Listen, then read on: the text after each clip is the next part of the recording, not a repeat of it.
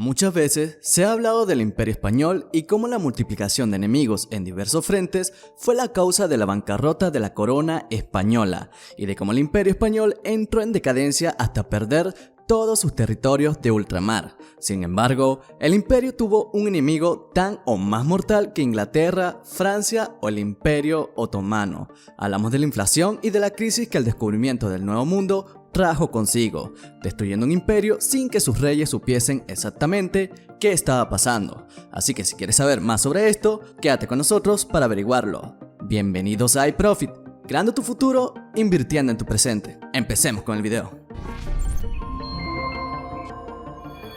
¿Por qué el oro acabó con el Imperio Español? Bueno, como la mayoría sabrán, el descubrimiento del Nuevo Mundo, es decir, de América, se tradujo en el descubrimiento de ingentes yacimientos de oro y sobre todo de plata. Unos yacimientos que según se descubrían, se comenzaban a explotar con mano de obra indígena. La mayor parte de estos metales preciosos que se producían se conducían en barco a España entre el siglo XVI y el XVII. España produjo 17.000 toneladas de plata y unas 200 toneladas de oro, aproximadamente el 80% de la producción mundial de la época, una cantidad que a día de hoy se valora aproximadamente en 6.000 millones de euros. Puede parecer una barbaridad, de hecho para la época lo es. Sin embargo, en cuanto al oro, es más o menos la cantidad de oro que produce, pero hoy en día cada año.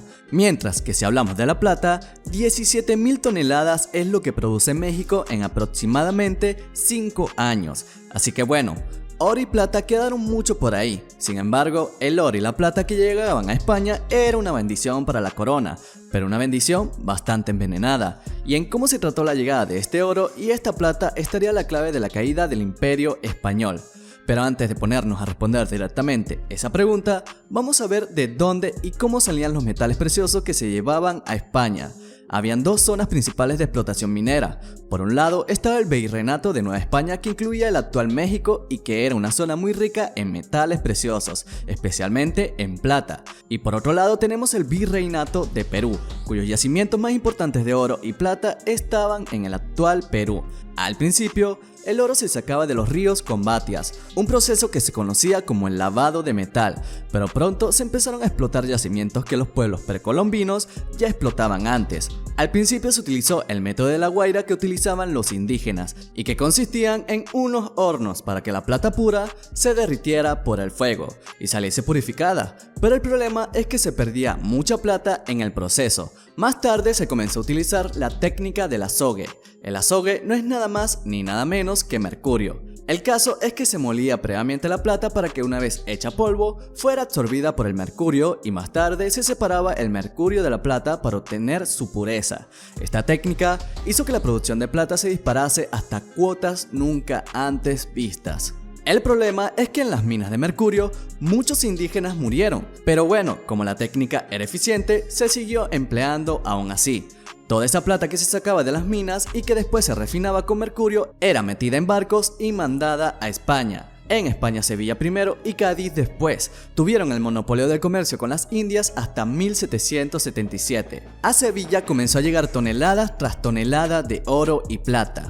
¿Y qué pasó? Pues que con la llegada de tanto metal precioso, los precios subieron una absoluta barbaridad. En tan solo 100 años, los precios en Castilla se multiplicaron por 4, en una época en la que precisamente los precios eran muy pero muy estables. ¿Qué hicieron en Castilla?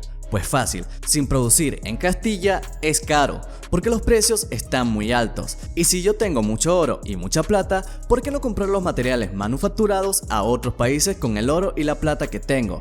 Pues si el oro según llegaba a Sevilla, se iba a otros países, los cuales a cambio daban a Castilla productos manufacturados. Un negocio redondo, ya que no solamente se gastaba el oro, sino que además abandonó por completo el tejido productivo castellano. Cada vez había menos artesanos, se descuidó el campo, la ganadería y prácticamente todo aquello que generaba riqueza. Se dependía completamente del metal precioso que venía de América. El resto de países, entre los que se encontraban algunos de nuestros futuros enemigos, se frotaban las manos mientras los barcos cargados de oro americano llegaban a sus puertos. ¿Y qué hizo la corona? ¿Intentar manipular su tejido productivo? ¿Reducir sus gastos? Pues no, más bien todo lo contrario. el Imperio Español no dejaba de meterse en más y más guerras. Las guerras italianas contra Francia, la flota del Mediterráneo enfrentándose contra el Imperio Otomano, la Armada Invencible que costó una fortuna y fracasó en su intento de tomar en la Terna, las guerras contra los protestantes, la carísima guerra de Flandes contra los rebeldes holandeses, la conquista de Portugal, las expediciones hacia Chile, las revueltas internas, en fin, una absoluta locura. El gasto en guerras era tal que la corona española en pleno siglo XVI tuvo que recurrir a emitir una deuda pública, y de esto se aprovecharon los banqueros genoveses y alemanes, que a base de prestar dinero a la corona española se acabaron haciendo con una cantidad de deuda brutal, tan grande que muchos barcos cargados de metales preciosos ni siquiera llegaban a desembarcar. En Sevilla no había nada que hacer, las guerras eran interminables y el tejido productivo castellano no daba signos de vitalidad.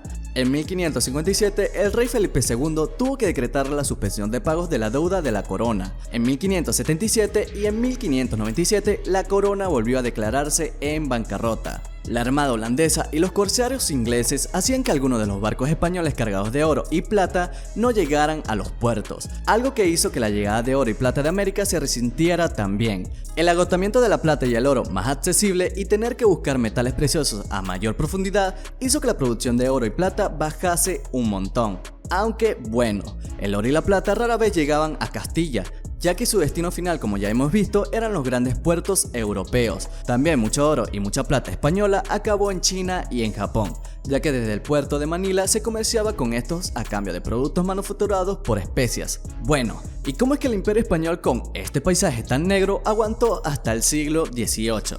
Bueno, hay muchas, pero hay dos básicas. La primera es que con la pérdida de Flandes llegó una época de relativa paz en que los costes militares se redujeron mucho. La segunda es que muchos de los mercaderes españoles dejaron de intentar llevar oro y plata a Europa, ya que se arriesgaban a que ésta no llegase por muchos de los enemigos que poblaban el Atlántico o que incluso la corona española les pudiese confiscar la mercancía. ¿Y qué hacían entonces? Pues lo invertían en la propia América. Esto causó una ola de progreso en el continente americano que vio aflorar ciudades, redes comerciales, la tecnificación de la agricultura y la ganadería y la producción de productos manufacturados. Así que pasó un poco como en la China de hoy en día. Los mercaderes españoles se dieron cuenta de que el mercado interno americano era una oportunidad que no podían dejar escapar. Actualmente, España se ha deshecho 2 veces de una parte importante de sus reservas de oro, una para pagar gastos militares e importaciones de productos en plena guerra civil, cuando las dejó a cero. La otra, que es mucho más reciente, cuando en plena burbuja financiera se decidió que el oro había dejado de ser un valioso refugio y que tener riqueza en lingotes no generaba intereses ni dividendos y por tanto no merecía la pena. A finales del 2004, el Banco de España poseía 523,4 toneladas de oro. Dice la memoria de la institución. 3 años después, a finales del 2007, quedaban 282 toneladas, un 46% menos. España vendió en menos de una legislatura casi la mitad de sus reservas. En conjunto, las ventas realizadas en estos periodos ascienden a 241,8 toneladas, o sea, 7,7 millones de onzas Troy, por lo que le sacó una ganancia neta de menos de 3.000 millones de euros. Puede parecer una buena operación si se compara precio de compra y precio de venta, pero lo ganado equivale a lo que cuesta pagar las pensiones día tras día, y esas reservas vendidas hoy valdrían casi 4 veces más. Tampoco es que dé para mucho.